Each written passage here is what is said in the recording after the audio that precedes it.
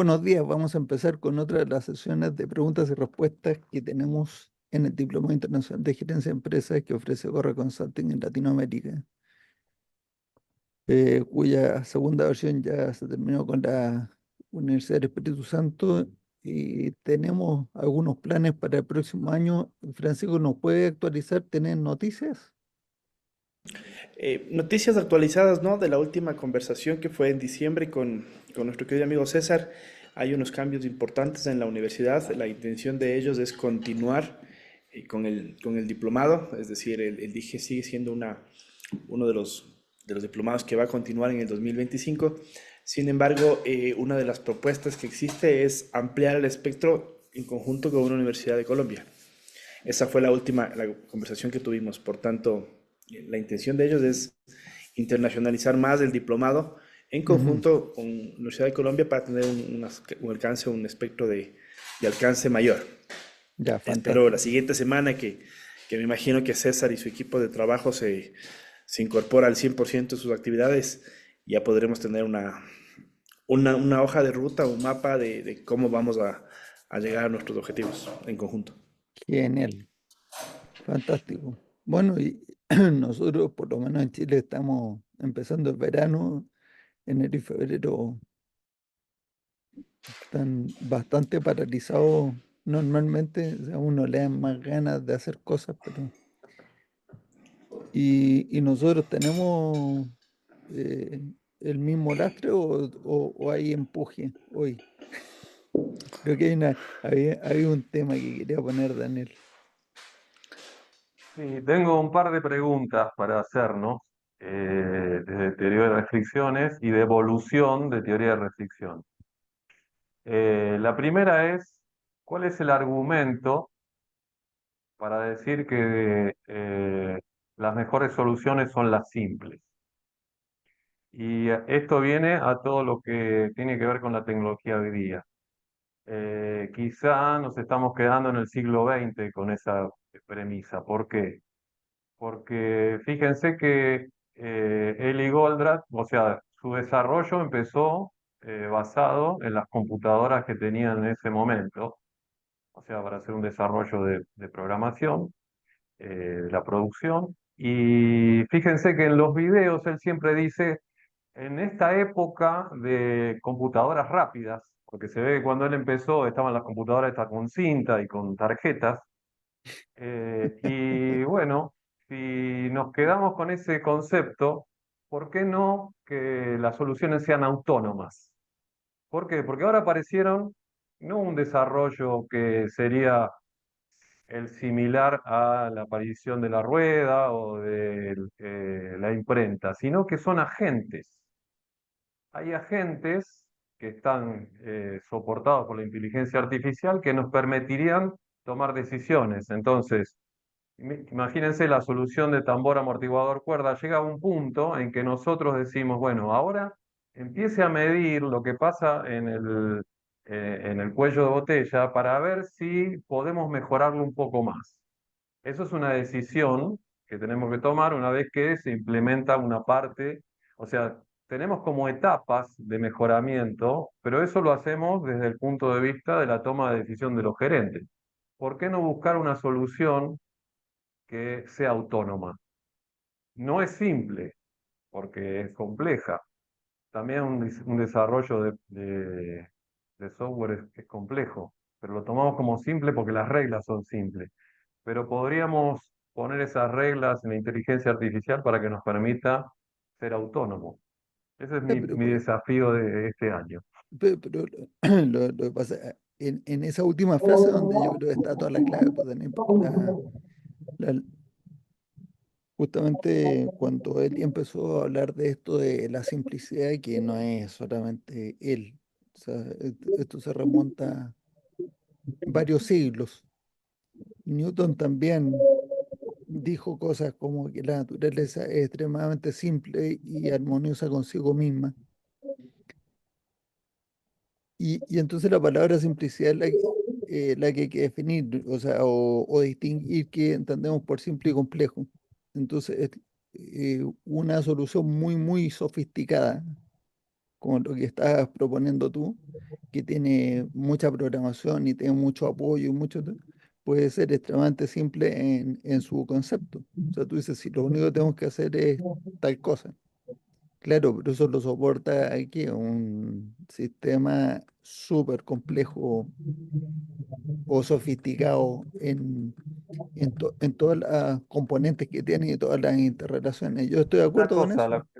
sí, pero una cosa, entonces lo estamos definiendo eso, porque, por ejemplo, en las ciencias duras o se define o se demuestra. No hay forma de demostrar que una solución simple es mejor que una compleja. ¿O sí? Em, estoy pensando, o sea, yo tengo mi preferencia porque yo creo que la ley del mínimo esfuerzo no se ha derogado.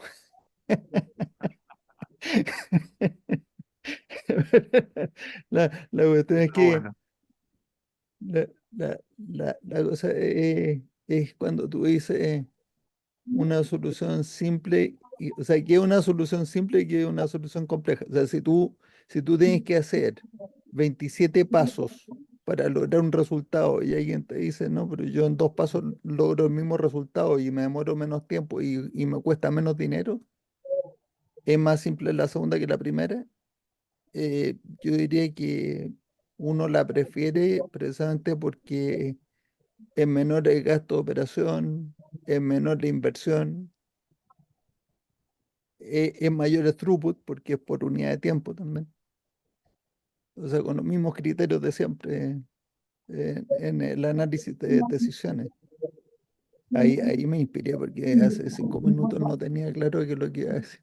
Pero, pero pienso que por ahí va la cosa. No sé si alguien tiene otra visión del tema. Yo creo que es más simple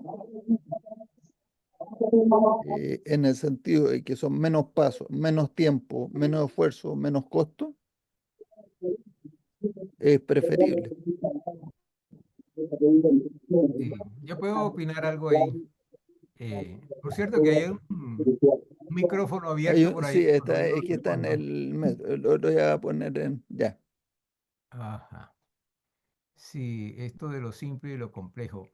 Fíjate, supongamos por un momento que necesito establecer una relación matemática entre una variable dependiente y una independiente. Entonces alguien me dice, bueno, hay que hacerlo por mínimos cuadrados, una regresión por mínimos cuadrados. Entonces eso es muy simple si lo hace en Excel, porque usted le dice al sistema, esta es la variable Y, esta columna son los valores de la variable X, ese uno es la dependiente, otro es la independiente, y póngame aquí el resultado y le da Enter y ahí está el resultado en segundos. Y eso es muy simple. Pero detrás de eso hay una serie de cálculos matriciales, ¿no?, que tuvieron que ser programados para que la máquina lo hiciera. Y si no empieza a alguien a explicarle qué y por qué lo hizo, eso es complejo, pero usarlo es simple. Entonces, estoy con Daniel en la pregunta de, bueno, ¿hasta dónde llega lo simple y dónde está lo complejo? Porque si solamente, ¿cuántos pasos hay que hacer? Bueno, 3 pasos. Mete la variable X, la Y le da Enter. Eso es simple. Entonces, y estamos frente al mismo hecho. Y dependiendo de cómo lo vea, es simple o es complejo. O es Ya, pero igual sofisticado. prefieres, pues. Si la pregunta es ¿por qué sería más preferible una simple que una compleja? Una solución simple que una solución compleja. Entonces, la solución simple para el que solamente lo usa y no sabe por qué está haciendo ni por qué, solamente el resultado, entonces es simple. Pero Pero ese resultado es complejo porque hay una serie de cálculos detrás de eso. pues no lo sé, ¿qué relevancia tiene entender? O sea, yo sé que lo que estoy diciendo aquí es que uno lo que está haciendo es fe en alguien que le dice el resultado que está sacando con eso es correcto. Y uno dice, fantástico, si tú lo dices, así que lo voy a usar, voy a usar ese resultado y voy a tomar decisiones basadas en ese resultado. O sea, no necesito entenderlo para aprovecharlo, como no necesito entender cómo funciona un automóvil o cómo funciona una computadora para usar el automóvil o la Exactamente. computadora. Ujú. Entonces, la, pero me gustó la pregunta porque eso nos lanza en la dirección de, bueno, ¿y cuáles son ahora las fronteras de la mejora continua y demás? Y entonces, nuevamente, eh, una innovación, y aquí yo uso la palabra innovación porque dice una nueva tecnología, Eli, ¿no es cierto? Una nueva tecnología, pero para mí la palabra tecnología como que restringe la frase, esto es una nueva tecnología que está comentando Leo que anda metido en el metro y que entonces no abre el micrófono para comentar, dice que la complejidad está muy asociado con el desconocimiento también. O sea, lo que acabamos de conversar, yo creo que desconocimiento de la base teórica de algo no te impide usarlo porque al final uno hace una correlación, prueba 4 o 5 veces y la cuestión le funcionó y después vigila durante un buen tiempo. Em, bueno, y se despidió porque estaba con muchos problemas de conexión. Entonces, después de un buen tiempo, uno ya confía en que la tecnología le está funcionando. De paso, Excel tiene bugs y uno confía a pie juntilla que los cálculos que le hace Excel están todos perfectos. Y tiene de repente algunos errores de cálculo y uno no sabe dónde. Si lo supiera. Bueno, entonces volviendo al tema de la innovación, yo digo, o sea, dijo Eli, una nueva tecnología trae beneficios sí y solo de hecho, una tecnología, no dijo una nueva, sino que una tecnología trae beneficios sí y solo sí remueve una limitación de, del sistema. Entonces, yo opino que es una frase aplicable a cualquier innovación o cualquier mejora. O sea, solamente hay mejora cuando uno está removiendo una limitación. Entonces, ¿cualquier innovación remueve limitaciones? No. Entonces, no todo cambio es una mejora, porque podríamos estar apuntando a un óptimo local. Por lo tanto, hay una serie de mejores que uno puede hacer, o sea, o de mediciones con los cuales puede hacer mejores, que no necesariamente van a ser mejoras per se, sino que tienen que estar apuntándole a remover alguna limitación o a explotar mejor la restricción o como uno quiera, o a subordinar mejor. Pero aún así, el costo de poner todos esos dispositivos, porque ahora con el Internet de las cosas uno empieza a poner esta etiqueta. ¿No? Esta me la regalaron el otro día en la feria. Yo no sé si se alcanza a ver que tiene un circuito eso, pero es baratísimo esto. Entonces uno pone esta etiqueta en, no sé, en cosas lo pone en la pared y le programas a algún dispositivo que cuando ese dispositivo, si tiene la capacidad NFC, creo que NFC, creo que, no me acuerdo cómo se llama, tiene la capacidad NFC, va a leer que está leyendo el dispositivo y se va a desencadenar una acción.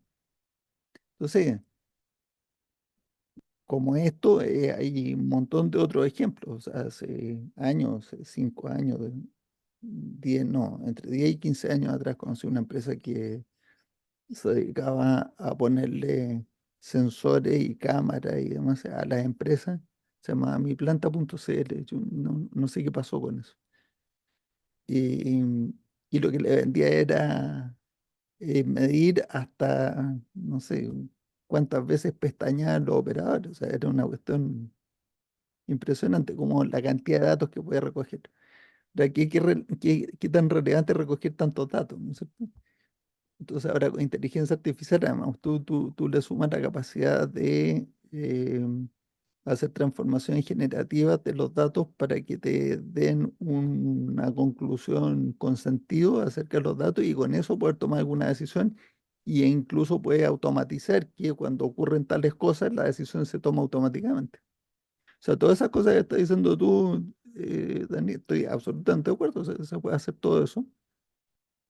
Pero aquí hay dos preguntas, pues. ¿Cuál es el costo de hacerlo y qué relevancia tienen las decisiones que uno está tomando ya? Y como el costo está cada vez más bajo y más bajo, más bajo, pues vamos automatizando todo lo que se puede automatizar. Yo estoy en el negocio de eso, de automatizar todo lo que se puede automatizar. De hecho, estaba programando un RPA a un cliente antes de que empezáramos, ¿no? La conversión de hoy, por eso me atrasé. Ya lo he terminado, estaba probándolo. Me quedó bueno. Entonces, mi respuesta a la pregunta, ¿por qué siempre una simple es mejor que una compleja en términos de soluciones? Entonces, definiendo simple como, eh, o con estas características, que es más fácil de entender qué es lo que hay que hacer, no por qué o cómo funciona, sino que qué es lo que hay que hacer. Son menos pasos, menos costo de tiempo y no necesariamente menos gasto, porque ahí hay que juzgar si el gasto adicional o inversión está compensado por el throughput adicional, ¿cierto?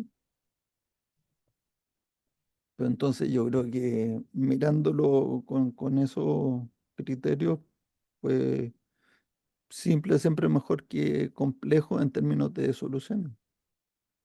Pero intuitivamente todo el mundo dice que prefiere una solución simple. Lo que pasa es que mucha gente no cree que uno pueda tener una solución simple a un problema complejo. Y eso es otra historia. Eso es una cuestión. Cuando uno no cree eso, o cree que no es posible, pues puede dejar de buscarlo. Pero entonces es una creencia, ¿Y qué? primero, el que las soluciones deben ser simples. No, es una Estamos creencia que como, siempre se puede encontrar una solución simple.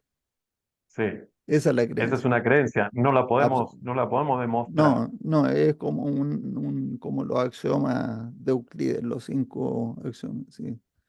Sí, Eh, a- por un punto solo puede pasar una paralela a otra recta.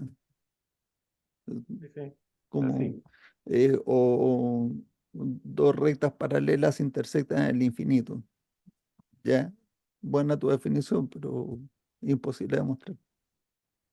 Pues no se puede llegar al infinito, sí, para ver cómo se Bueno, por eso intersectan. son definibles. O sea, tú defines y dices, esto, yo creo que esto es verdad siempre, y basado en esto, yo voy a ir tomando decisiones respecto de qué cosas hago. Entonces, la creencia de que todo sistema complejo y todo problema complejo, por, por cierto, no, hay un paralelismo entre las dos cosas, tiene una simplicidad inherente, es una creencia muy profunda que tenemos en teoría de restricciones, y yo creo que la compartimos con todos los científicos del mundo que estudian biología, los científicos, ¿eh? No los pseudocientíficos, los científicos. Estudian biología, física, química, o lo que sea, nosotros estudiamos las organizaciones. O sea, es una creencia. Y eso a lo que me refiero es, no nos estará bloqueando el avance con las nuevas tecnologías, eh, no buscar una, porque la nueva tecnología trae, sí, una cierta complejidad y Pero, buscar que las soluciones sean autónomas. O pero, sea que ya, pero nosotros podremos entrar a... no es ser simplista que el funcionamiento de tu solución sea muy simple.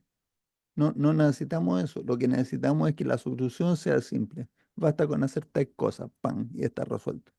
Dice ya, pero como dijo Daniel hace un rato, detrás de eso hay una serie, o sea, yo siempre uso el auto, pues uno, o sea, la mayoría de la Ujú. gente tiene pues la experiencia cotidiana. Mm, Entonces, cualquier vehículo de los que conducimos nosotros, no un submarino nuclear tiene un poquito más de complejidad para conducirlo. Véanse, la casa del octubre Posiblemente, rojo, ahí pueden ver. posiblemente, ¿Ah? Posiblemente sea más complicado, pero No, posiblemente no. no, es más, A menos que tú lo hayas manejado y te parece yo, más yo, sencillo. yo he visto películas, Ah, bueno. supongo. No, no, nunca he estado en uno. Pero la cuestión es que cualquier vehículo que uno vaya a conducir, le dan unas instrucciones más o menos simples. Hay un O sea, amigo que aquí hay dice una que, anécdota. Estuve en el Museo de la Moto, que es un museo privado que está en Puerto Octay, está en las afueras de Puerto Octay, en el sur de Chile. El, el dueño y fundador del museo ahora es amigo. Era muy amigo de otros amigos míos, pero ahora ya. Y nos estuvo mostrando las motos. Y la historia de la moto es interesantísima. Es una cosa que es como todas las cosas, cuando uno entra en un tema es infinito, el tema es infinito. Dice, el hilo negro. Dice, sí, pero ¿de qué tipo? El de algodón, el de cáñamo. Ya, todo infinito. La explosión de posibilidades cuando uno mete el microscopio ahí. Y las motos que uno conoce normalmente son relativamente simples de conducir, porque tienen aquí unos controles en el manillar, tienen estas palancas para los cambios, si es que son con cambios, pues si no, ya no es una moto, sino que es como un scooter, ¿no es cierto? Que tiene nada más que el acelerador y el freno. Pero las motos que nos mostró eran unas cosas difíciles de conducir, complicadas además. No, no eran simples, eran complicadas porque tenías que preocuparte cuando ibas conduciendo. Primero tenían palanca de cambio. Imagínate que ya llevas las dos manos ocupadas y necesitas usar una de las manos para pasar cambio. ¿Ya? Había motos que la lubricación dependía de un bombeo manual. O sea, si se te olvidaba bombear el aceite, además te iba gastando el aceite. Entonces iba bombeando, entonces iba lubricando el motor. Y eso, y tú dices, ¿para dónde vas ese aceite? Nada, pues va quedando en el camino cuando se va cayendo. Entonces, no, no era súper ecológica la cuestión. Pero se te olvidaba bombearlo, se podía fundir el motor. No, es mejor. pero Entonces, una, sí, buen ejemplo ese para decir, es mejor simple que la lubricación sea automática, que lo único que te tienes que acordar es que cada tantos kilómetros claro, cambia el aceite y ya claro. está. Pero fíjate una cosa con respecto a la mecánica de los autos, ponerle de la década del 50 al 60, uno mismo con herramientas simples, Sí, y porque el funcionamiento era simple, podía arreglar ciertas cosas. Ahora, 50 años después, ni se te ocurra abrir un auto porque es no, imposible no, conocer no, qué es lo que hay no, adentro, no sabes qué sobre, hacer. sobre todo los híbridos. Entonces, pero la Mm. performance de los autos son no sé cuántas veces mejor que los autos de la década del 50 y eran simples, tenían soluciones simples. Y ahora tienen soluciones que si bien son simples Sofisticadas. para el que lo usa, son absolutamente complicadas para alguien que no tiene el conocimiento o el O sea, conocimiento de desde el punto de electrónica vista y mecánica, ¿no? desde el punto de vista de la reparación, te hicieron la vida imposible porque, bueno, incluso si tienes el escáner y lo enchufas y puedes ver los códigos y todo, lo único que puedes hacer es borrarle algunos códigos y saber qué es lo que hay que hacerle, pero no, tú no, en la casa probablemente no vas a poder hacer muchas reparaciones. Pero desde el punto de vista del uso, efectivamente es mucho más simple. Entonces, ahora viene la pregunta, ¿qué prefieres? ¿La simplicidad en un aspecto, en el otro? Yo Yo prefiero creo que siempre el avance tecnológico. pero vamos, Yo prefiero la solución sofisticada que la simple, en ese caso. o sea, pero la solución sofisticada o sea, en el soporte, pero para el uso de uno es muy simple, ¿cierto? O sea, Sí. mucho más simple. Y aquí es donde estamos con esta esta distinción de la palabra simple o complejo. Oye, yo creo que además los automóviles, ya que tocaste el tema, van yendo hacia cosas que no le gusta a mucha gente, porque va a ser una disrupción que va a dejar fuera de combate algunas industrias, pues, como la de repuestos, reparación y demás. Va yendo hacia una mecánica mucho más simple que el motor eléctrico. O sea, de los subsistemas que tiene un automóvil, que tiene el subsistema mm, de impulso o motorización, el subsistema de freno, subsistema de eléctrico, o sea, de toda la electrónica, ¿no es cierto? De amortiguación y así. Eh, yo creo que por lejos el más complejo es la motorización. Y tú cambias el motor de combustión interna por un motor eléctrico y ¿qué quieres que te diga? La cosa cambió radicalmente la complejidad, además de la durabilidad y todo. Mm. Pero sí, no cambió mucho mi opinión. Sigo prefiriendo la solución simple. Sí. En la línea por la que viene Daniel, yo entiendo que está preocupado hasta qué punto ese tipo de afirmación o creencia puede constituirse más bien una restricción del desarrollo del pensamiento. Y algo de eso yo había planteado en alguna de estas reuniones en semanas anteriores, por cierto que no estaba Matías ese día. Hay que también ver la diferencia en esta escala de calidades o de resultados, porque se habla mucho de suficientemente bueno, entonces no es necesario que llegues a ser bueno, sino suficientemente bueno, pero se descalifica algo que puede ser mejor. Si yo puedo lograr algo que puede ser mejor que suficientemente bueno con una inversión de tiempo y de pensamiento, pero eso me va a resolver problemas N veces en lo largo del tiempo, entonces esa inversión y esa sofisticación está justificada.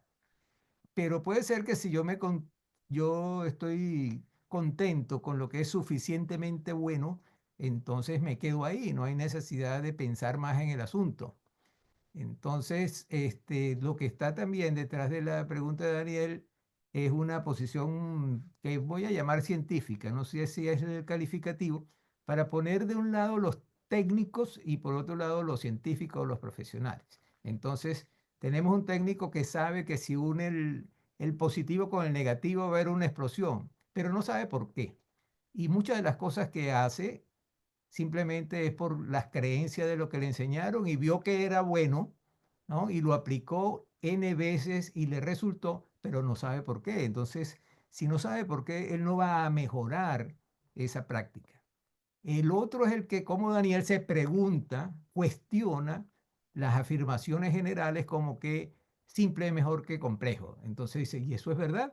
Bien, entonces eso es un pensamiento científico. Y si de ahí puede llegar a alguna conclusión que justifique una sofisticación, pues hay un adelanto en el conocimiento. Bien, ahora si lo que uno está es vendiendo la idea de que estas creencias tienen que ser así, y que el último gigante fue Goldratt, que se paró sobre los hombros de otros gigantes, pero que nadie se puede parar en los hombros de él, pues bueno, hasta ahí llega la ciencia, pues. Oye, tú has hecho dos afirmaciones que yo no sé dónde las sacan. Una es la última que acabas de hacer. No sé por qué estás diciendo eso, no sé quién dijo eso Ajá. y no sé quién lo ha dicho. No, lo dicen entre líneas todos aquellos que defienden a rajatabla cualquier cosa que Goldratt haya dicho. Simplemente uno tiene la libertad, como Daniel, de preguntarse, bueno, y eso es así siempre. Y puede ser que llegue a la conclusión de que es verdad y sigue adelante, pero se preguntó si eso era cierto, ¿no? Entonces, y se paró sobre los hombros del gigante a ver si puede ver un poquito más allá y posible que lo vea. No, pues tú conoces a alguien que defienda a rajatabla lo que Eli Gorrat dijo porque Eli Gorrat lo dijo. Porque si Bueno, tú conoces a esa bueno, persona, no también voy a conoces a entrar la en persona. Si No voy conoces a a esa entrar en persona, ese detalle, no no, voy a entrar en pues, ese detalle. ¿por qué no?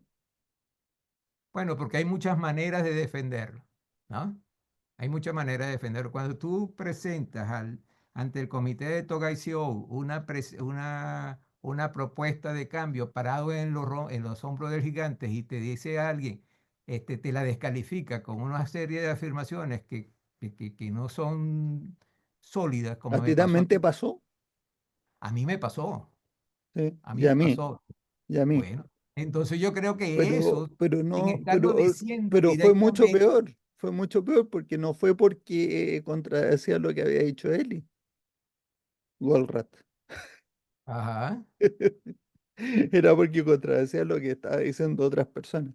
Pero mira, Eli Golrat, o sea, aquí entre nosotros, yo creo que, eh, o sea, yo por lo menos estoy 100% de acuerdo contigo en la segunda, pero es como que me estás diciendo que, pues, el césped es verde, digamos, me parece obvio, no me aportó mucho, digamos, porque si uno conoce un poco a Eric Gorrat y lo que él pensaba, él siempre dijo, si yo veo a alguien que diga esto es verdad porque Eli Gorrat lo dijo, mm, que ni me hable, o sea, no se me acerque porque yo creo que le voy a pegar un cachuchazo.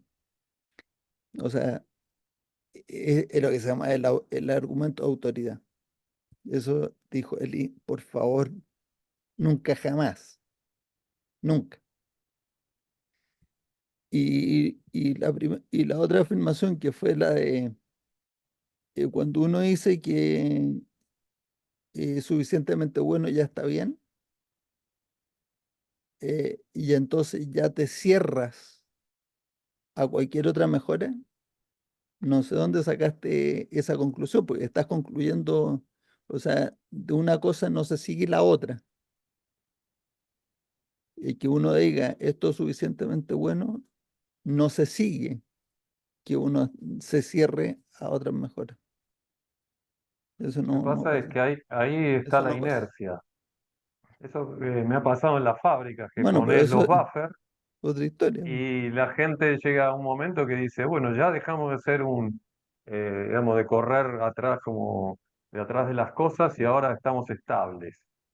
Y le querés proponer mejorar y ya no quieren, porque llegaron, digamos, a esa inercia que hace de pasar del caos a una cierta estabilidad, proponerles algo de cambio ya genera un rechazo, porque vienen, digamos, la experiencia viene de que, Pero bueno, con Daniel, esto es suficientemente bueno, estamos en una situación que nunca la tuvimos. exacto, pero ponte tú en los zapatos de ellos y yo te pregunto, si tú no tienes efectos indeseables en tu día a día, ¿para qué te vas a plantear hacer ningún cambio? Lo que pasa es que los efectos indeseables surgen, esto es lo que escuché alguna vez desde el sistema de Toyota y en línea, o lo que sea, de la teoría esta del río, que cuando uno va bajándole caudal al río, van asomando los obstáculos, van asomando las rocas, entonces uno saca las rocas que asomaron y entonces mejora más el flujo. Y todo. O sea, mientras, eh, o sea, a medida que van copiándose las mejoras en el mercado, entonces vuelven a surgir los viejos fantasmas de las peleas por precio, porque ya no hay diferenciación. Entonces ahí sí está la amenaza. Que uno se puede adelantar, claro que se puede adelantar. Pero la historia es que efectivamente, si tú ya no tienes un problema acuciante ahí en operaciones, ¿para qué le dedicar tiempo a mejorar más que? Fíjate que yo eh, en el árbol de estrategia y táctica de confiabilidad, Eh, primero, bueno, a lo mismo, estaba pensando en una de las correcciones que le hice, pero que no tiene que ver con esto, pero el comentario tiene que ver con el tamaño de los amortiguadores.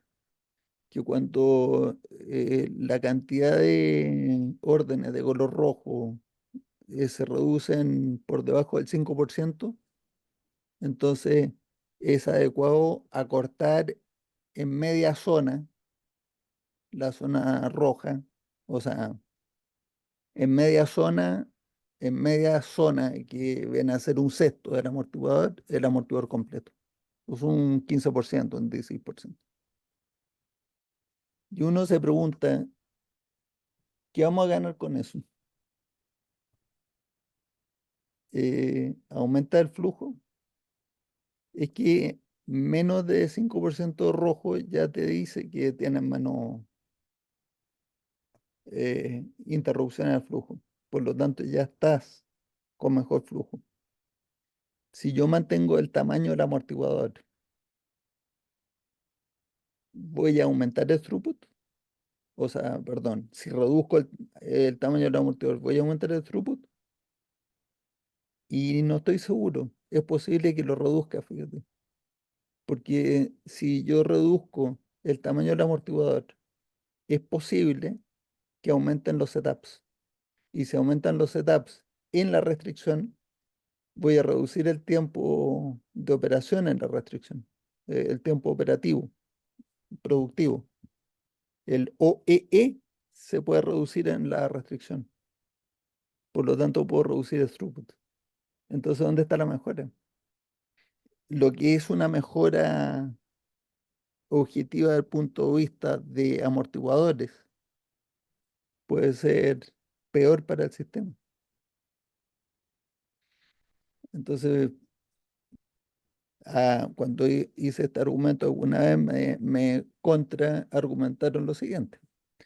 Pero si tú no reduces los amortiguadores, después no puedes ofrecer la respuesta rápida. Dije yo, ¿por qué? Pregunté yo, ¿por qué? No puedo ofrecer respuesta rápida. Se no puede, si no tienen los amortiguadores más pequeños, ¿por qué? Pero es que tú no has entendido lo de la respuesta rápida. Respuesta rápida no significa que yo tenga, o sea, necesite todo un amortiguador de producción para producir la orden rápida también. Respuesta rápida uno la puede ofrecer, reservando capacidad, evidentemente. La puede ofrecer perfectamente bien. Tú tienes un amortiguador de 15 días y le puedes ofrecer eh, al doble de precio, 3 veces el precio, 4 veces el precio, a los que necesitan la emergencia. O sea, se hace el marketing primero, ¿no es cierto? O sea, cuando te llama y dice, yo quiero su plazo extremadamente corto en 3 días. ¿Usted sabe el precio? Dice, sí, es 4 veces, lo quiero igual. Perfecto. Entonces tú tienes un amortiguador de 15 días y estás prometiendo para 3 días más y liberas la orden hoy, la liberaste roja. Y como la liberaste roja, pasa rapidito por la mayoría de los recursos y puedes entregar. ¿Por qué? Porque el tiempo de toque, y aquí está la clave, el tiempo de toque es una fracción del lead time de producción. Y entonces, ¿por qué necesito que el amortiguador sea más pequeño para poder ofrecer respuesta rápida? No necesito que sea más pequeño. Si yo tuviera un amortiguador más pequeño, ni siquiera ahí podría ofrecer siempre un plazo corto a los clientes, porque eso depende de cuántas ventas yo haya comprometido ya. Pues si yo comprometí muchas ventas, o sea, este es un argumento que me lo he tenido que pensar. La primera vez lo tuve que pensar algunas semanas, porque esto fue un cliente, pero hoy día yo lo tengo bastante claro. Cuando me dicen, no, pero es que es una ventaja competitiva de nosotros entregar más rápido. Digo, ¿en serio? ¿Cuál es el destino de esa estrategia? Si usted tiene éxito, va a vender más rápido lo que produce, porque no tiene más capacidad instantánea. O sea, la próxima semana no va a tener el doble de capacidad, eso se lo aseguro. No, es que aumentamos turnos. Listo, aumenta todos los turnos y sigue aumentando las ventas y llega un punto en que ya no puede aumentar la capacidad. Entonces, si no puede aumentar la capacidad, tu ritmo de entrega diario está limitado por la capacidad. Pero el ritmo de venta diario no está limitado por nada. Es por el tamaño del mercado, ¿no? Y entonces, si tu oferta de entrega rápida, o sea, de plazo corto, es tan efectivo, muy rápidamente va a comprometer eh, más capacidad que el plazo corto. O sea que si quieres seguir siendo confiable, vas a tener que prometer plazos más largos. Y si la gente te sigue comprando, entonces inmediatamente eso demuestra que era mentira que te compraban por el plazo corto.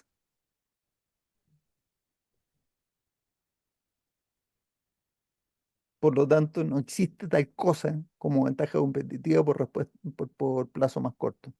Lo que sí es verdad es que es eh, una fuente de rentabilidad para el fabricante si es capaz de entregar muy rápido, confiablemente, pero porque cobra un premio.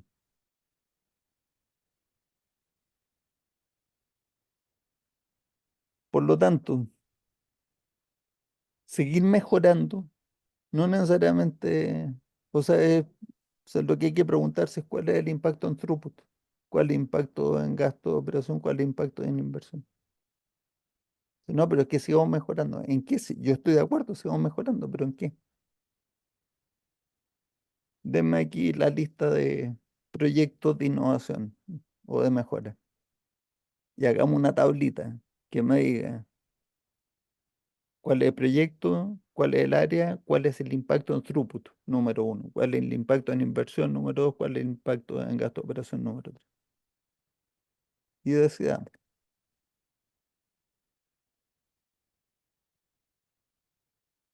Yo no estoy de acuerdo con que suficientemente bueno sea renunciar a seguir mejorando en él. Yo pienso que suficientemente bueno es ponerle un corte al proyecto de mejora y uno lo libera a producción. Y una vez que eso ya está en producción, nos preguntamos cuál es la siguiente cosa que tenemos que hacer. ¿Seguir mejorando eso? Perfecto, sigamos mejor. O hay que mejorar otra cosa. O sea, es lo mismo de siempre, pues. Identificar la restricción, decir cómo explotarla, subordinar todo el sistema, elevar. Si en el paso anterior se rompió alguna restricción, volver al paso número uno. Bueno, por ahora no ha cambiado mi opinión. Simple, prefiero simple más que complejo. Pero yo creo que tú tampoco la has cambiado. Tu pregunta es en qué se basa esa Sí, preferencia, claro, es así. ¿no? Y tiene límites cada una de las soluciones que vamos poniendo. No existen soluciones perfectas, y entonces las estamos tratando de mejorar todo el tiempo. A eso me refiero. Correcto. No, hay que estar, o sea, siempre estar atento a que cualquier nuevo cachivache que aparece, como la inteligencia artificial, digamos, Una de las cosas que eh, decía Eli es que cuando vayan a aplicar una solución, verifiquen las hipótesis. siempre, siempre. Entonces, digamos, ahí está un poco el desafío.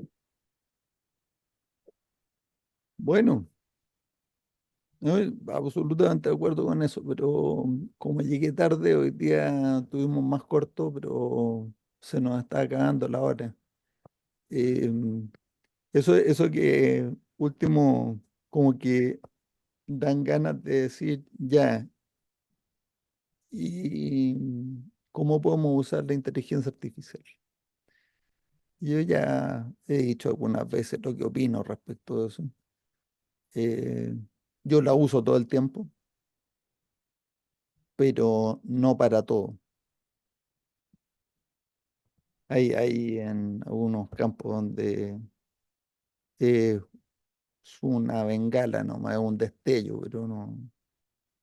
no nos va a sacar mucho. Nos veremos próximo jueves, si Dios quiere. Les deseo excelente semana a todos. Muchísimas gracias por la conversación de hoy. Muchas gracias. Ya, hasta luego. Muy bien. Adiós. Un excelente día. Gracias.